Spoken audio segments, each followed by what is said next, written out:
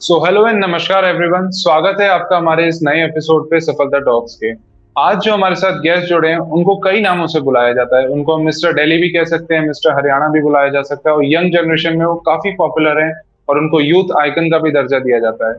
और Indian police service में भी वो काफी फेमस है और काफी मेडल्स जीता है उन्होंने तिहाड़ जेल की तरफ से। जी हाँ, आज हम दीपक शर्मा जी से बात करने वाले हैं जो जेलर हैं तिहाड़ जेल में, और काफी अच्छा फिजिक रखते हैं और बॉडी बिल्डर्स के लिए इंस्पिरेशन है एक। तो हमारे आज का जो एपिसोड है वो यंग जनरेशन के लिए, और जो एस्पायरिंग बॉडी बिल्डर्स हैं जो लाइफ में को अपना अच्छा फिजिक बनाना चाहते हैं और करियर बनाना चाहते हैं, उनके लिए सेशन बहुत इंपॉर्टेंट होने वाला है। तो बिना किसी देरी के अब हम बात करेंगे हमारे आज के गेस्ट दीपक शर्मा जी से। दीपक शर्मा जी, वेलकम टू सफलता टॉक्स। अ, ये मेरा सौभाग्य है निखिल जी कि सफलता टॉक ने मुझे इस काबिल समझा। और मैं कहना चाहूँगा कि यंग जनरेशन से, जैसा आपने कहा, मेरे से जुड़ी रहती है। तो मैं उम्मीद करूँगा अपने इस कन्वर्जेशन में यंग जनरेशन के लिए मैं जितना फ्रूटफुल चीज़ें उनको बता पाऊँ, उनको मैं आगे बढ़ाने की कोशिश ज़रूर करूँगा। जी दीपक जी, तो दीपक जी हम इस एपिसोड में आपसे बारे में थोड़ा जानेंगे कि आपकी जर्नी स्टार्ट कहाँ से हुई और बेसिकली आप बिलोंग कहाँ से करते हैं। निखिल जी, मेरी जो जर्नी है, मैं मेरा बॉर्न एंड बॉटअप दिल्ली है। और ओके। जो मेरी प्राइमरी एजुकेशन है वो दिल्ली यमुना विहार कैंटरबरी स्कूल से रही।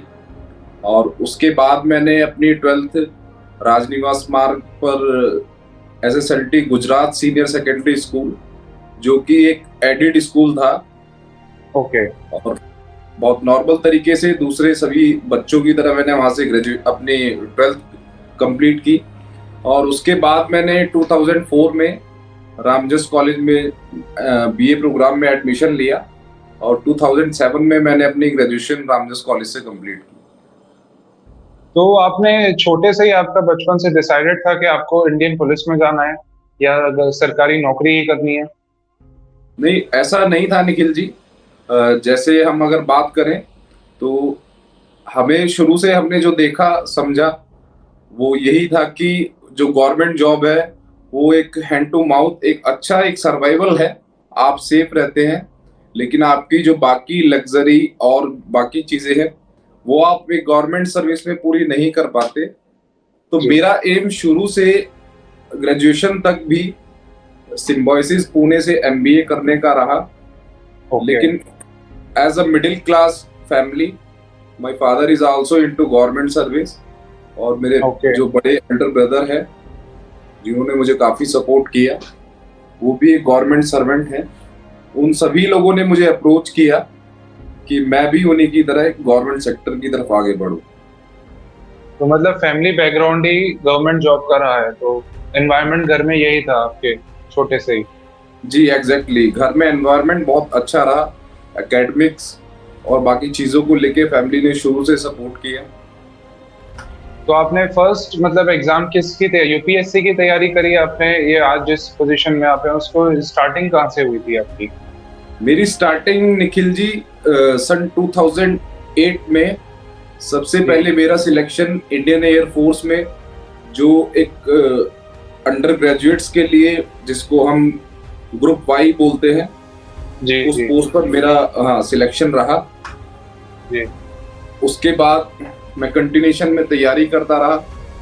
मैंने दिल्ली यूनिवर्सिटी सीएलसी से मेरा लॉ यूनिवर्सिटी में भी एडमिशन रहा। और ओके, तो पैरेलली आप मैं लॉ ग्रेजुएट भी हैं? नहीं, एडमिशन मेरा रहा लेकिन मैंने उसको ज्वाइन नहीं किया, क्योंकि एक ग्रेजुएट होने के बाद हम पूरी तरह कॉम्पिटेंट हो जाते हैं किसी भी गवर्नमेंट जॉब के लिए। जी। और एलिजिबिलिटी हो जाती है आपकी।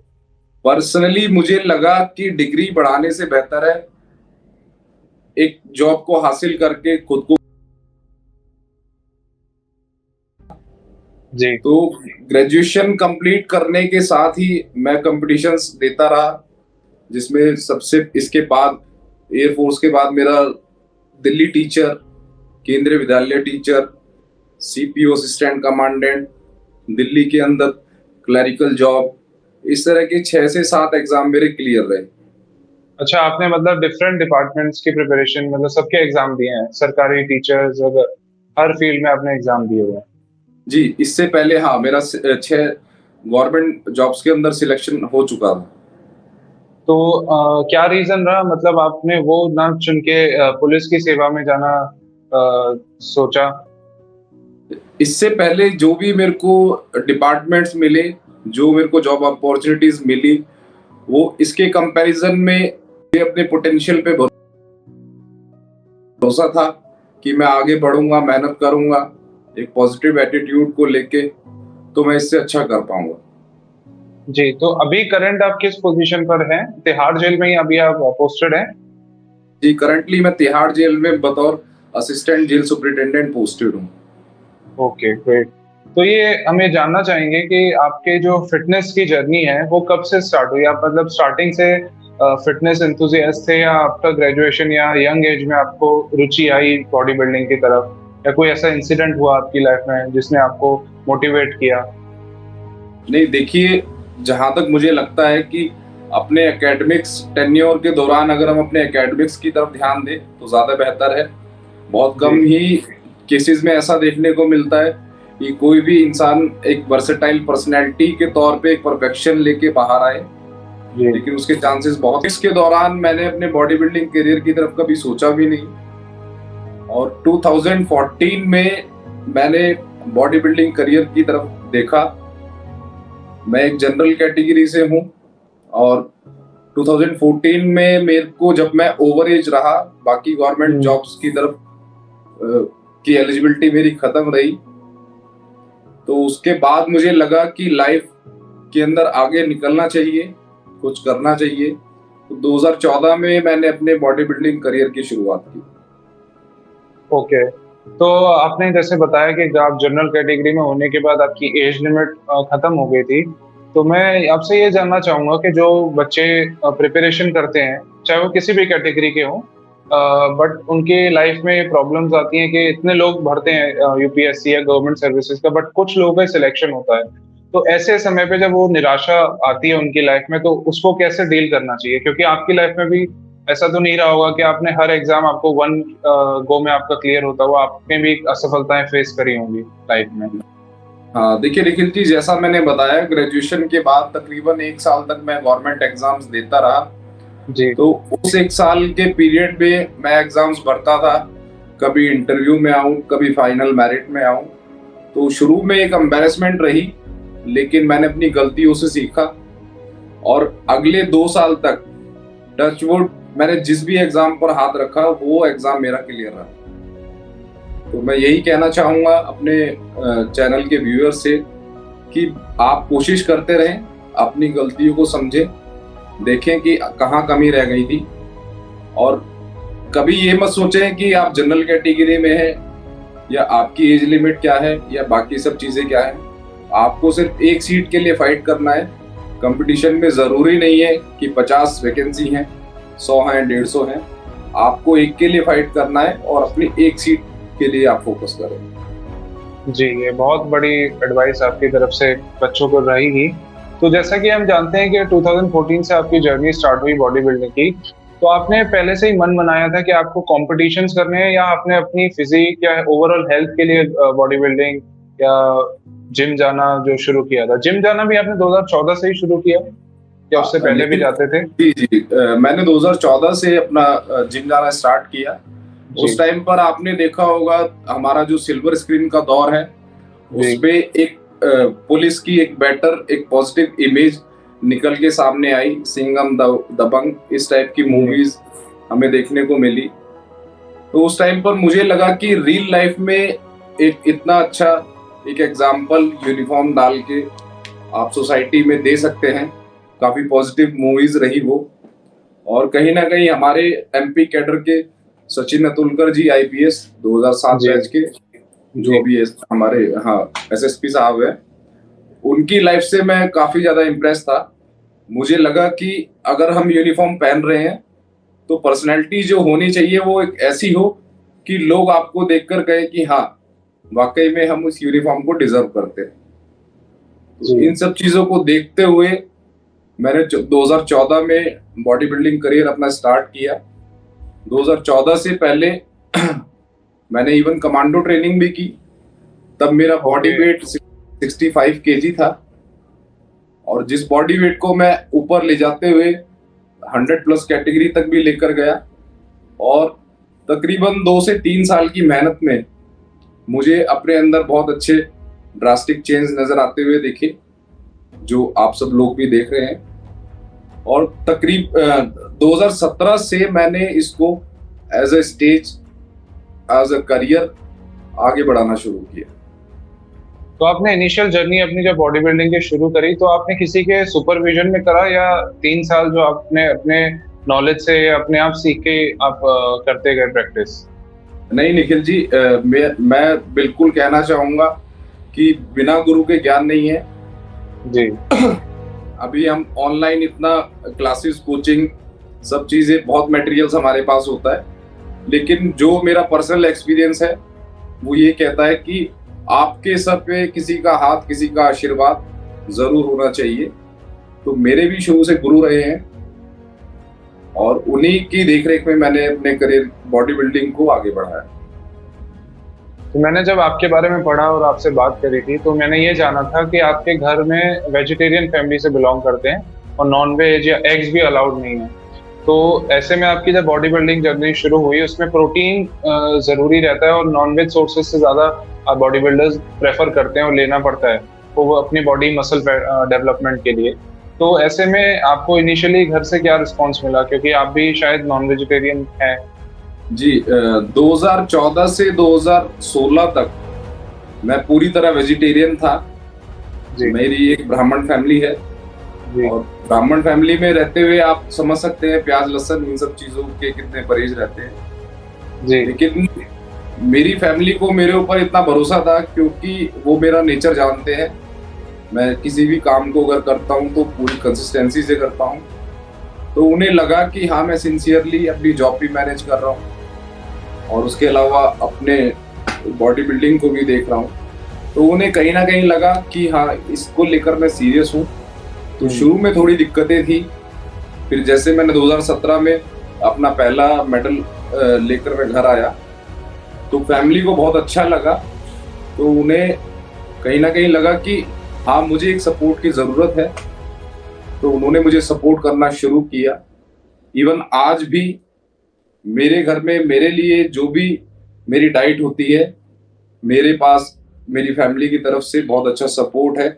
मेरे लिए एक अलग सेपरेट किचन है, सेपरेट फ्रिज है, और जो भी चीज़ें मेरी डाइट से रिलेटेड हैं वो मेरे को एक सेपरेट उनकी तरफ से प्रोवाइड की गई है। ये बहुत अच्छी बात है कि आपको हमेशा से बिगनिंग से इनिशियली आपको फैमिली का सपोर्ट प्रॉपर रहा है। तो ये जान के बड़ा अच्छा लगता है कि फैमिली आपको हर काम में सपोर्ट करती है ये आपकी जर्नी में।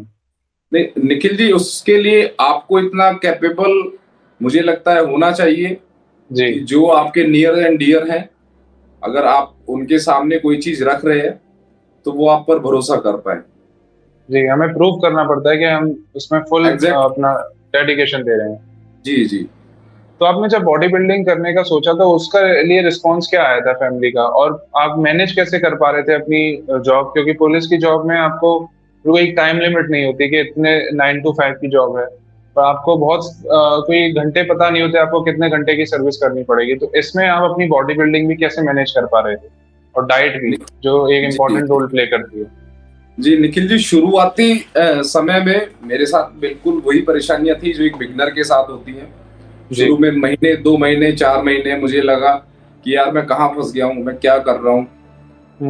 लॉन्ग वर्किंग आवर्स के बाद फिर जिम जाना, उसकी एक थकान रहना, एक मेंटल प्रेशर रहना, शुरू में ये दिक्कतें थी। लेकिन मैं शुरू से मैंने एक स्ट्रगल किया है, चीज़ों को जीरो से लेके मैं आगे बढ़ा हूँ। तो मुझे था कि अगर मैं अच्छे से परफॉर्म करूँगा तो मैं आगे इसमें ज़रूर निकलूँगा। और जब मेरे मेडल्स आने शुरू हुए, मेरे को सपोर्ट मिला, मेरी फैमिली का, सोसाइटी का एक एक्सेप्टेंस मिली, तो एक खुद से इतनी झील पैदा हुई, उन चीज़ों से एक सेल्फ मोटिवेशन खुद ब खुद ऊपर बढ़ता गया, और इस लाइन में मैं आगे तरक्की करता रहा। तो आप अपनी डाइट कैसे मैनेज कर पा रहे थे? मतलब अपने मील्स खुद बना के ले जाते थे साथ में जॉब पे भी, या क्या आपका शेड्यूल रहता है? बिल्कुल निखिल जी, शुरू में मुझे थोड़ी परेशानी थी, क्योंकि एक ब्राह्मण फैमिली के नाते जो डाइट है उसके मुझे ऑप्शंस ज़्यादा पता नहीं थे, कोई जी। बनाने वाला नहीं था। तो शुरू में मुझे बहुत दिक्कत रही। तो यूजुअली मैं क्या करता था, मॉर्निंग में अपनी सारी डाइट में प्रिपेयर करके प्रॉपर 4 से 5 टिफिन पैक करके हर 2 घंटे के हिसाब से मैं ऑफिस लेके जाता था। और ऑफिस में मेरे पास अपना ओवन है, वहां पर उसको जी। पूरी तरह से जी गर्म करके टाइम टू टाइम जिस भी तरीके से मैं बेस्ट हो पाता था उसको लेता था। लेकिन चीजें आगे बढ़ती रही, कुछ मार्केट में भी अब ऐसे अच्छे ऑप्शंस हैं कि आपको जी। डाइट अवेलेबल है। तो अब मैं कुक डाइट बाहर से ऑर्डर करता हूँ और time to okay. Time as a meal मैं उसको लेता हूँ। जी। तो ये बात आपकी डाइट के बारे में हमने करी। मैं इससे अभी जानना चाहूंगा कि आपका स्केड्यूल डे टू डे का अभी क्या रहता है? निखिल जी, हमारा जो शेड्यूल है वो पूरी तरह से अनफिक्स्ड है। जी। बीइंग अ यूनिफॉर्म सर्वेंट, आपको नहीं पता कि आपके वर्किंग आवर्स क्या होंगे। जी। आप घर से निकलेंगे वो तो एक टाइम है, लेकिन घर कब आएंगे वो कोई टाइम नहीं है। जी। लेकिन ये अपना मैनेजमेंट, अपना एक बैलेंस मेरे अपने खुद के हाथ में होता है। अगर मुझे उम्मीद है कि मैं ऑफिस से मैं लेट आऊँगा, तो मेरी कोशिश रहती है अर्ली मॉर्निंग वर्कआउट करने की। और कभी अगर मैं शाम को ऑफिस से टाइम से आता हूँ, तो लेट आवर्स में वर्कआउट करता हूँ। तो अभी जो आप फिजिक मेंटेन करे हुए हैं, इस फिजिक को मेंटेन करने के लिए आपको कितने घंटे की ट्रेनिंग देनी पड़ती है एक दिन में? देखिए निखिल जी, अभी जो जनरल जो फिजिक है उसको मेंटेन करने के लिए 1.5 से 2 घंटे काफ़ी हैं। लेकिन जैसे ही कंपटीशंस स्टार्ट होते हैं, तो कंपटीशंस के टाइम में ये ट्रेनिंग हमारी 2 से ऊपर जाती है। तकरीबन 3 से 4 घंटे तक की ट्रेनिंग रहती है। जी। तो अगर आपके मतलब कंपटीशन नहीं है, तो आप 1-2 घंटे की ट्रेनिंग से मतलब एक कोई पर्सन हेल्दी लाइफ मैनेज कर सकता है? एग्जैक्टली, बिल्कुल। आप 45 मिनट का वर्कआउट करें, तो जी। 45 मिनट का वर्कआउट एक नॉर्मल इंसान के लिए काफ़ी, मुझे जो लगता है वो काफ़ी है। मैं आपसे ये भी जानना चाहूँगा कि आजकल जो यंगस्टर्स हैं, उनको बहुत जल्दी फिज़िक बनाना है, बॉडी बिल्डिंग का वो एम रख के आते हैं, बट वो पेशेंस लेवल नहीं होता। जबकि बॉडी बिल्डिंग एक नेचुरल गेम मानी जाती है, जिसमें आपको बहुत डेडिकेशन और लंबे समय से आपकी मेहनत तब आपको नज़र आने लगती है। बट आजकल ऐसे शॉर्टकट्स लोग यूज़ करने लगे हैं। काफ़ी हम केसेस भी सुनते हैं यंगस्टर्स की बहुत बीमारियाँ से जूझ रहे हैं और बहुत डेथ्स भी हुई हैं, अनसर्टेन डेथ। तो आप उनके लिए क्या एडवाइस करना चाहेंगे कि स्टेरॉयड यूज करना सही है? निखिल जी, ये लैक ऑफ नॉलेज है। और मैं हमारी गवर्नमेंट की तरफ से भी बॉडी बिल्डिंग से जुड़ी किसी भी तरह की कोई ऐसी खास फैसिलिटी हमें देखने को नहीं मिलती। हमारे जी। जितने भी कोचेज हैं, ऑलमोस्ट कोचेज एक्सपीरियंस के बेस पर बच्चों को तैयार करते हैं। और सबसे बड़ी जो कमी बॉडी बिल्डिंग में मुझे नज़र आती है, वो ग्रे मार्केट की है। जी। जी, ग्रे तो मार्केट थोड़ा में, बताएँगे इसके बारे में, ग्रे मार्केट क्या होता है?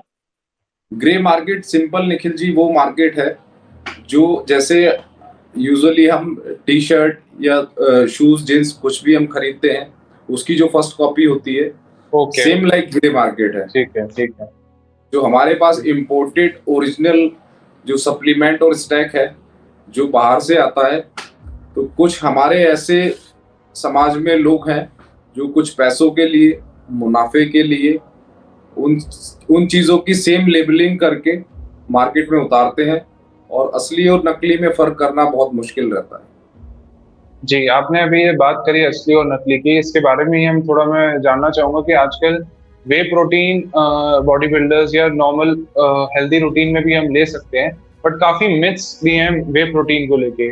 आप घर वाले या डॉक्टर्स भी अलाउ नहीं करते, पाउडर बोल दिया जाता है, लैक ऑफ नॉलेज की वजह से। तो आप वो उसके लिए क्या नॉलेज देना चाहेंगे पेरेंट्स को भी और लोगों को भी जिनको नॉलेज नहीं है वे प्रोटीन के बारे में? वे प्रोटीन को एक मील रिप्लेसमेंट के तौर पर अपनी डाइट में शामिल करें। जी। अच्छी जेन्युइन शॉप से ओरिजिनल उसको बाय करें। अगर हम अच्छा और ओरिजिनल प्रोडक्ट हम खरीदते हैं, तो मुझे नहीं लगता कि उस वे प्रोटीन से हमारी बॉडी पर कोई साइड इफेक्ट होगा। और इवन मैं तो ये ऐड करना चाहूंगा, जो आप जंक फूड खा रहे हैं उससे जी बेहतर है अगर आप वे प्रोटीन यूज करते हैं। जी, क्योंकि प्रोटीन बिल्डिंग ब्लॉक रहता है आपकी बॉडी का, तो मसल जी बिल्डिंग के लिए बहुत एसेंशियल रहता है वो। जी एग्जैक्टली क्योंकि अभी जो हम बाकी चीजें जो न्यूट्रिशन के जो सोर्सेज हैं, आपको पता है उसमें कितनी डुप्लीकेसी है, न्यूट्रिशन लेवल जी कम है। लेकिन जो प्रोटीन है, आप उसको लैब टेस्ट कराएं, आप देखिए कि उसके अंदर कितनी एफिशिएंसी है, कितना वो ओरिजिनल है, तो आप पाएंगे बाकी चीजों से अच्छी न्यूट्रिशन वैल्यू वे प्रोटीन के अंदर है, अगर वो ओरिजिनल प्रोडक्ट है। जी। तो दीपक जी, मैं आपसे थोड़ा आपके कमिटमेंट्स या बिजनेस, आप बडिंग एंटरप्रेन्योर भी हैं, आपने अब हमने आपके बारे में पढ़ा था, तो आप काफ़ी बिजनेस कमिटमेंट्स भी हैं, आप काफ़ी बिजनेसेस को ब्रांडिंग भी करते हैं उनकी, तो उसके बारे में थोड़ा आप जानना चाहेंगे हम लोग। जी निखिल जी, जो जहाँ तक ब्रांडिंग की मैं बात करूं, तो बॉडी बिल्डिंग के बाद ये मेरी लाइफ का एक सेकंड फेज है, जो मुझे लगा कि हाँ, मुझे अच्छे ब्रांड्स के साथ अगर मैं कोलैब कर सकता हूँ, एक मोटिवेशन कर सकता हूँ, तो मेरी कोशिश भी रहती है कि अच्छे जेन्युइन ब्रांड्स के साथ मैं कोलैब करूँ। तो कुछ हमारे ब्रांड्स हैं जिसमें डिवाइन न्यूट्रिशन, जी अंक वाटर, ग्रैनिक गुडीज, क्रेजी बुल, गोजिप, इस तरह के सभी ब्रांड्स के साथ मैंने कोलैब किया है। और जी ये सभी इंडियन ब्रांड्स हैं, और पर्सनल लेवल पे इनके जो मेजर्स हैं वो मैं चेक कर चुका हूँ, मैं खुद ओके। सेटिस्फाइड हूँ। तो इसलिए मैं कोशिश करता हूँ इनको प्रमोट करने की। जी, कि आपने बोला कि आप खुद टेस्ट कर चुके हैं, ये बात बहुत ज़रूरी भी हो जाती है, क्योंकि एज़ अ इन्फ्लुएंसर जो लोग आपको फ़ॉलो करते हैं, वो आप जिस भी चीज़ का एंडोर्समेंट करेंगे, वो उसको यूज़ करते हैं just on the face of yours, आपके चेहरे पे वो लोग उस चीज़ को यूज़ करेंगे। तो आपकी भी एक जवाबदेही बनती है, और आपने बहुत ज़िम्मेदारी वाली चीज़ बताई कि आपने खुद टेस्टिंग भी करी है उनकी। जी एग्जैक्टली निखिल जी, जहाँ तक मुझे लगता है कि मेरे जो फैंस हैं या मेरी जो सोशल फैमिली है, जो मुझे प्यार करती है, जिन्होंने मुझे एक्सेप्टेंस दी, यहाँ तक पहुँचाया, तो बदले में मेरी भी कुछ जिम्मेदारियां हैं कि अगर मैं उनको कोई चीज़ रिकमेंड करूं तो वो बिल्कुल ठीक हो। तो इसलिए जितने भी प्रोडक्ट्स हैं, ये सभी मेरे पूरी तरह से रिकमेंडेड हैं और टेस्टेड हैं। आप इस तरफ जा सकते हैं, और मेरी तरफ से पूरी ये एश्योरेंस है कि इनके साथ आपको कोई साइड इफेक्ट जैसी चीज़ देखने को नहीं मिलेगी। जी।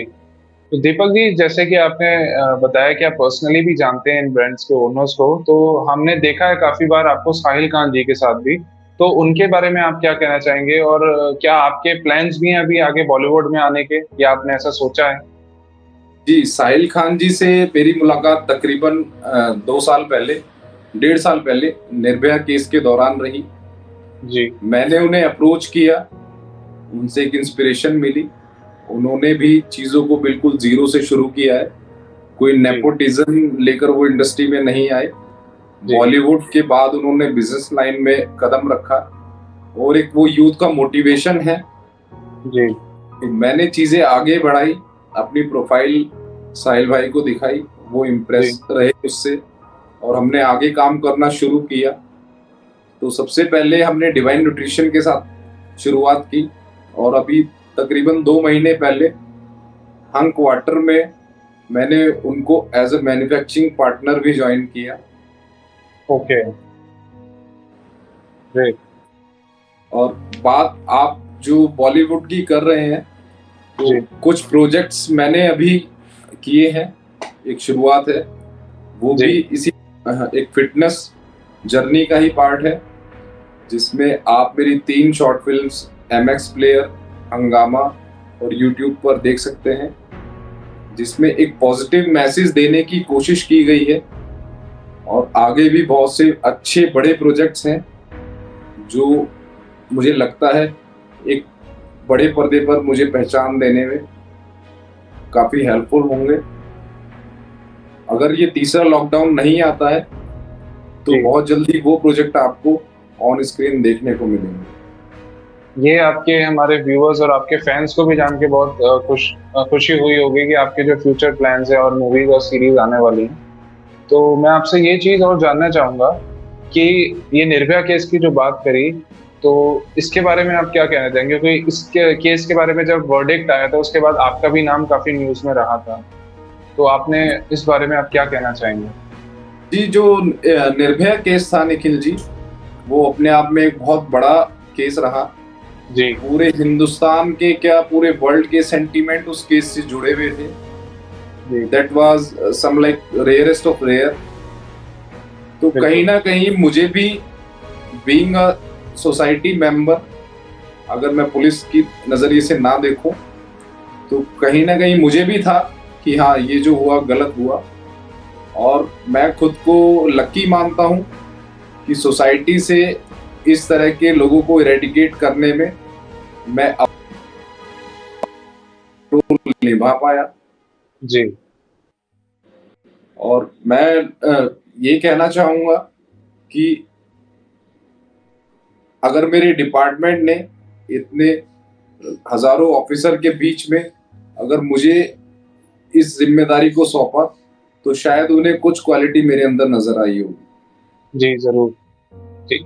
आपने डिपार्टमेंट की भी बात करी, तो मैं डिपार्टमेंट का बारे में ये जानना चाह रहा था कि आपके जो सीनियर ऑफिसर्स हैं या आपके जो जूनियर्स हैं, आप भी बॉडी बिल्डिंग कॉम्पिटिशन्स करते हैं, तो उन लोग का क्या ओपिनियन आता है या उनकी क्या राय रहती है? देखिए, आप अगर एक अच्छा काम कर रहे हैं, बेटरमेंट ऑफ सोसाइटी के लिए आप काम कर रहे हैं, जी। और अपने डिपार्टमेंट की एक पॉजिटिव आप छाप कहीं पर छोड़कर आते हैं, तो एप्रिसिएशन आपको मिलना एक नॉर्मल सी बात है।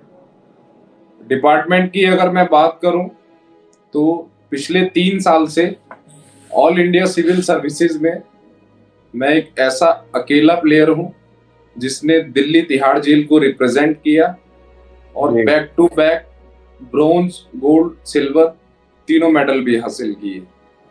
तो जब इन मेडल्स को लेकर मैं अपने डीजी साहब श्री संदीप गोयल आईपीएस 89 बैच उनके जी। पास गया, तो वो काफी इम्प्रेस हुए और मुझे कॉन्ग्रेचुलेट भी किया। और आगे के मेरे जो मैंने फ्यूचर प्लान्स उनसे अपने गोल्स डिस्कस किए, उनके लिए मुझे उन्होंने एश्योरेंस भी दी कि डिपार्टमेंट की तरफ से आपको जो हेल्प मिल पाएगी वो जरूर करेंगे। जी, ये बहुत अच्छी बात है कि आपको सपोर्ट, आपके जो काम कर रहे हैं उसके बाद हर जगह से सपोर्ट मिल रहा है। तो आपके फ्यूचर प्लान्स अभी क्या हैं? और प्लस आपके कोविड टाइम में क्या आपने कैसे मैनेज कर पाए? और क्या आपका रूटीन रहता था, डाइट वगैरह आप कैसे मेंटेन करते थे? क्या डाइट रहती थी आपकी लॉकडाउन में? लॉकडाउन में भी जनरली जो मेरी प्रोटीन बेस्ड डाइट है वो ही जी। हमने फॉलो की। लेकिन लॉकडाउन में थोड़ी परेशानियां रही, वो सारी डाइट प्रिपरेशन मुझे खुद सेल्फ करनी पड़ती थी। जी। लेकिन डाइट को एक एसेंशियल पार्ट, जैसे मेरी क्या सभी बॉडी बिल्डर्स की वो है, तो जी। उसको मैंने कभी स्किप नहीं किया। तो और आगे इसके फ्यूचर अलावा में अभी कोई मेजर कंपटीशन आप एम कर रहे हैं जिसके लिए प्रिपेयर कर रहे हो आप? निखिल जी, अब अगर मैं शॉर्ट टर्म की बात करूं, तो इन फ्यूचर अभी मेरा ऐसा 2021 का कोई टारगेट नहीं है। जी। 2021 के मेरे कुछ स्क्रीन के टारगेट्स हैं। ओके। टारगेट्स नहीं, वो प्रोजेक्ट्स हैं जो ऑलरेडी साइंड हैं और उन पर हम काम कर रहे हैं। नेक्स्ट ईयर चीज़ें जब नॉर्मल होंगी, सिचुएशन बैक रहेगी, कोविड से हमें छुटकारा मिलेगा, तो फिर एक अच्छे गेम की तैयारी की तरफ मैं ज़रूर ध्यान दूंगा। जी। तो आप अभी सिल्वर स्क्रीन में भी अपना हाथ आजमा रहे हैं, आप बॉडी बिल्डिंग में पहले से ही हैं और आपकी जॉब पुलिस की सेवा में आप पहले से काम कर रहे हैं। तो हम ये जानना चाह रहे थे कि आगे जब आपके कमिटमेंट्स बढ़ जाएँगे, तो आप क्या उतना ही टाइम अपनी सर्विस के साथ मैनेज कर पाएँगे या कैसे इन सब चीज़ों को आप मैनेज करते हैं? मतलब अभी आप टाइम टेबल कैसे आपका रहता है? बिल्कुल सही कहा निखिल जी आपने। चीज़ें हैं, थोड़ी सी परेशानियां शुरू में ज़रूर आती हैं, लेकिन जब आपको दिखता है कि चीज़ें आपके लिए बेहतर हो रही हैं, आप ग्रूम कर रहे हैं अपने लिए भी, एक सोसाइटी के अंदर एक जो हमारा गिव एंड टेक चलता है, जी। आप उस जिम्मेदारी को भी आप निभा पा रहे हैं, तो मुझे लगता है कि वो चीज़ें मैं ज़रूर कर पाऊंगा। क्योंकि एक सफल आदमी और एक असफल आदमी, हर किसी के पास वही 24 घंटे हैं काम 24 करने घंटे के हैं। लिए। जी। जी, वो डिपेंड हमारे ऊपर करता है, उस 24 घंटे के अंदर हम कितना बेहतर खुद के लिए या दूसरों के लिए कर पाएँ। जी दीपक जी, जैसे आपका फिजिक इतना अच्छा है और आपको बाहुबली पुलिस ऑफिसर भी कहा जाता है, तो जो अपराधी होते हैं उनका क्या रिएक्शन रहता है आपको देख के? निखिल जी, अगर आपकी एक अच्छी फिजिक है, अच्छी एक बॉडी है, तो उसका इम्प्रेशन सामने वाले पर बहुत अच्छा और बहुत पॉजिटिव जाता है। जी। अपराधियों की अगर मैं बात करूं तो जनरली जो अपराधी आपको नजर आते हैं, जिनसे आपका एनकाउंटर रहता है, वो उसमें से मोस्टली सभी शराबी नशेड़ी टाइप के रहते हैं, जो दुबले पतले कदकाठी के आपको देखने को मिलेंगे। जी। तो उनके सामने वो जो दुबले पतले कदकाठी वाले होंगे, उनके सामने एक अच्छी फिजिक लेकर अगर हम जाते हैं, तो कहीं ना कहीं हमारा मनोबल बढ़ता है और सामने वाले का जरूर गिरता है। जी। तो आप ऐसे एडवर्स सिचुएशंस में भी रहते हैं, उन उस एडवर्स सिचुएशन और ऐसी सिचुएशन को आप कैसे डील करते हैं? संयम कैसे बनाए रखते हैं आप अपना? बिकॉज़ आपको ऐसे ही सिचुएशन में रहना पड़ता होगा जो आम जनता नहीं रहती है। आपको बहुत तरह के लोगों से आप मिलते होंगे। तो ऐसे सिचुएशन में अपना संयम बना के रखना, आप उसके लिए क्या एडवाइस देना चाहेंगे और आप कैसे मेंटेन करते हैं? देखिए, संयम बनाने की जो बात है, तो हमारे पास एज पर सीआरपीसी, आईपीसी हमारे डू एंड डोंट्स हैं, जो जी। हमें सिखाए गए हैं। तो मेरी कोशिश रहती है कि उससे बाहर ना जाते हुए उनके अकॉर्डिंगली एज पर रूल मैं काम करूं। जी। ओके। तो आज के यंग जनरेशन के लिए मैं आपसे ये जानना चाहूँगा कि आप अभी भी कंसिस्टेंटली काम कर पा रहे हैं, तो ऐसे कंसिस्टेंट होके काम करने के लिए आपको क्या मोटिवेट करता है? आपका सोर्स ऑफ मोटिवेशन क्या रहता है? देखिए, सोर्स ऑफ मोटिवेशन की अगर मैं बात करूं, तो सबसे पहले तो पॉजिटिव एटीट्यूड रखें जी। खुद को लेकर और बाकी चीजों को लेकर। एक बैलेंसिंग आप लाइफ रखें, जिसमें आपका टाइम मैनेजमेंट बहुत जरूरी है। अक्सर मैंने देखा है जो यंग जनरेशन है, मुझे भी सोशल मीडिया पे इतने डीएम्स आते हैं, जी। मैं देखता हूँ कुछ अकाउंट्स ऐसे हैं वो पूरा दिन मैसेज करते हैं, ऑनलाइन रहते हैं। तो सोशल मीडिया का यूज करें, एक नॉलेज गेन करें, एंटरटेनमेंट भी अगर आपको करना है तो जो एक आपकी लाइफ का पार्ट है, 1 आवर 2 आवर्स उस तक सीमित रहें और अपने छोटे गोल्स बनाएं, टारगेट बनाएं। ये नहीं कि सीधा वो सोचे कि बड़ा करना है। जी। मुझे लगता है कि हाँ, आप धीरे से छोटे से आप शुरुआत करें, एक जी। चीज आप अचीव करें, फिर अगली तरफ दूसरे अपने टारगेट की तरफ बढ़ें और एक स्ट्रेटेजी के साथ काम करें और शॉर्टकट्स की तरफ ना जाएं। जी। तो बेसिकली आपने बहुत अच्छा पीस ऑफ एडवाइस दिया कि टाइम मैनेज करना ज़रूरी है और हमको अपनी प्रायोरिटीज़ सेट करनी चाहिए कि आपको इतने घंटे अगर आप पढ़ाई में दे रहे हैं या किसी भी एक्टिविटी में दे रहे हैं, तो कुछ उतने ही सेट ऑफ आवर्स आपको एंटरटेनमेंट में देने हैं। मतलब आपका टाइम मैनेजमेंट होना चाहिए। जी, बिल्कुल, बिल्कुल। अपने लक्ष्य निर्धारित करें और जी। उसके अकॉर्डिंगली पूरा एक फ्रेम बनाएं और उससे कोई कॉम्प्रोमाइज़ ना करें।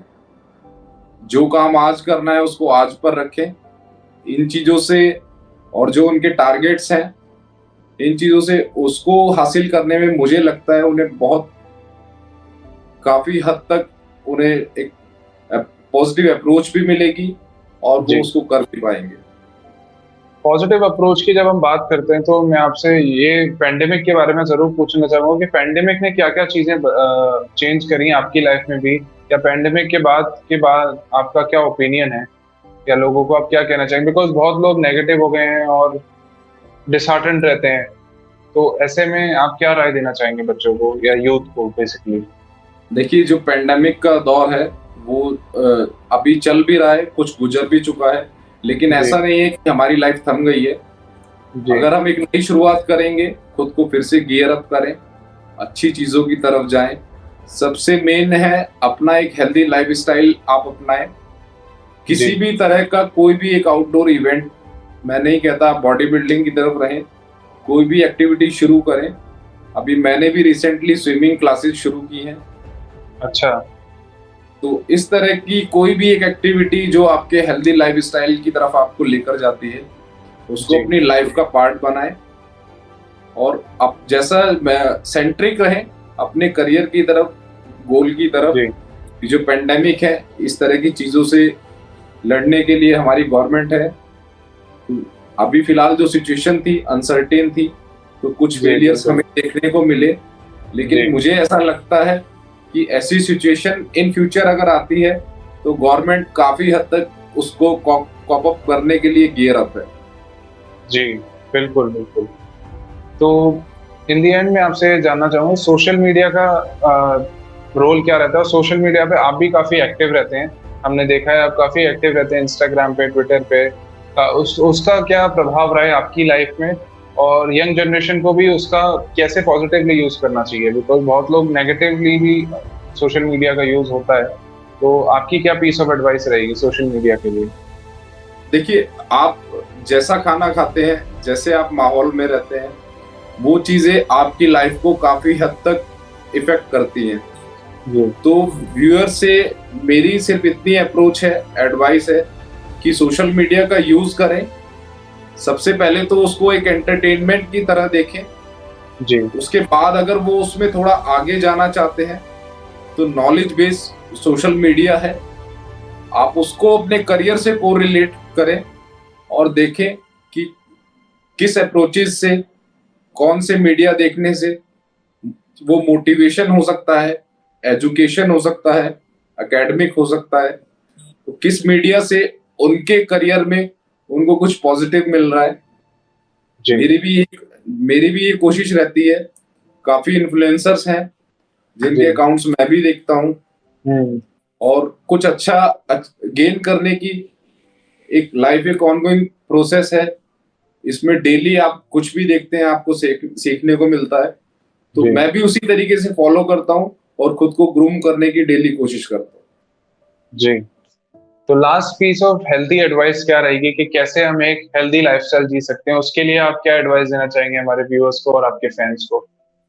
देखिए, जो भी व्यूअर्स हैं, फैंस हैं, यंग जनरेशन है, सबसे मैं सिर्फ इतना कहना चाहूंगा, इसको मैं सोशल मीडिया से अगर मैं रिलेट करूं तो जी, अपना जो समय है, कीमती समय है, जो आपकी एडोलसेंट एज है, 18, 19, 20, 21 साल, ये आपकी करियर मेकिंग एज है। आप अपने अंदर जो भी क्वालिटी है उसको देखें, उसको पहचानें और कोशिश करें कि आप अपने करियर को लेके कि आप अपने डू एंड डोंट्स बनाएं। देखें जी, आपके डू एंड डोंट्स आपके करियर से कहाँ रिलेटेड हैं, जी। और उनको लेके आप आगे बढ़ें, अपने टारगेट फिक्स करें और कामयाबी की तरफ बढ़ते जाएं।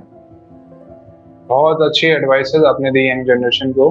तो आपकी इस कन्वर्सेशन से हम एक सार ये निकाल पाते हैं कि आपकी लाइफ़ में यंग जनरेशन या किसी के लिए भी एक गुरु आपकी लाइफ़ में होना चाहिए ज़रूर। टाइम मैनेजमेंट ज़रूरी है और आपके गोल छोटे गोल्स होने चाहिए बट आपके गोल सेट होने चाहिए। और बिल्कुल, सोशल मीडिया का भी यूज़ आप पॉज़िटिवली करिए, नॉलेज के लिए करिए। बिल्कुल आप नॉलेज के लिए कीजिए। जो फालतू का मीडिया मैं भी देखता हूँ, बहुत से ऐसे आपको इन्फ्लुएंसर्स या बाकी लोग देखने को मिलेंगे, वो कुछ भी कंटेंट डाल रहे हैं जी, और हम बिल्कुल। लोग, हाँ, उन कंटेंट्स को आप ये देखिए, उनको देखने से आपको मिल क्या रहा है। जी, और यूथ बहुत इफ़ेक्ट हो रही है ऐसे कंटेंट से मतलब नेगेटिव इम्पैक्ट देखिए, पड़ रहा है। जहां तक मेरी पर्सनल एडवाइस है, मैं किसी को हर्ट नहीं करना चाहूंगा, जी, लेकिन ये जो सोचते हैं कि किसी वीडियो पर, किसी रील पर या किसी भी कंटेंट पर अगर किसी को 1 लाख, 2 लाख, 5 लाख व्यूज मिल गए तो वो हीरो बन जाता है, ऐसा नहीं है। जी, तो मैं उनसे भी अपील करना चाहूंगा कि अच्छा फ्रूटफुल कंटेंट बनाएं, जी, जिससे कि वो खुद भी ग्रूम करें, सोसाइटी को भी एक अच्छा मैसेज जाए, और हमारा जी, सोशल मीडिया जो नेगेटिव है थोड़ा बहुत भी, वो जी। एक पॉजिटिविटी की तरफ जाए। जी, बिल्कुल। हर चीज़ के 2 पहलू होते हैं, वो आपके नज़रिया आप कैसे उसको यूज़ करते हैं, उस पे डिपेंड करता जी, है। बिल्कुल। हाँ, पॉजिटिव एटीट्यूड अपना रखें, अपने जी, लक्ष्य को निर्धारित करें। जी, जैसे आपने वो एक स्टोरी छोटी-सी सुनी होगी डेविड और गोलियत की, जी, जिसमें डेविड को शुरू में ये लगता था कि उसके गाँव में जो वो राक्षस है, जो राक्षस आ रहा है वो इतना बड़ा है कि उसे मारा नहीं जा सकता। तो जी उसके भाई ने, गोलियत ने उसको बताया कि ये इतना बड़ा राक्षस है कि अगर आप इसको मारोगे तो आप चूक ही नहीं सकते। तो जी डेविड ने सिर्फ गुलेल के यूज से उस राक्षस को मार गिराया। तो ये देखना जी आपको है कि आप अपनी सोच को किस दिशा की तरफ लेके जा रहे हैं। जी, मतलब सारा खेल जो है आपके माइंडसेट का है, पर आप किसी एग्जैक्टली भी सिचुएशन से आप लड़ सकते हैं। जी जी। दीपक जी, आपने बहुत अच्छी एडवाइसेस दी और बहुत अच्छा सेशन लगा मुझे। बहुत पॉजिटिव एटीट्यूड है आपका लाइफ में, और आपके जो फ्यूचर एंडेवर्स आ रहे हैं, जो भी कॉम्पिटिशन्स और सिल्वर स्क्रीन पे भी, उसके लिए भी हम आपको बहुत शुभकामनाएं और बधाई देते हैं। और बहुत अच्छा लगा हमको आप सफलता टॉक्स के इस एपिसोड में हमारे साथ आए, और व्यूअर्स और फैंस को भी एक लर्निंग एक्सपीरियंस मिला होगा आपसे जुड़ के। जी शुक्रिया निखिल जी। जी, thank you so much Deepak ji आने के लिए। धन्यवाद। Thank you Nikhil ji.